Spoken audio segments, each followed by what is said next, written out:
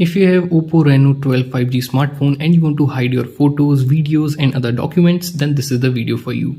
You don't have to download any third-party app. Simply open your settings, scroll down and then click on security and privacy. Now scroll down to the bottom, there you will see the option of private safe. Click on this. Now you have to set a privacy password to lock your secure safe. Now type your privacy password. You can select a 6-digit password or you can select pattern alphanumeric password as well. Now answer a security question and then click on this right icon. Now if you want to hide your images or videos, click on images and videos and then click on add.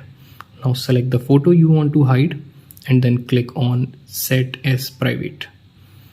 So if you want to access your hidden photos or videos, again come to hidden apps and then type your privacy password.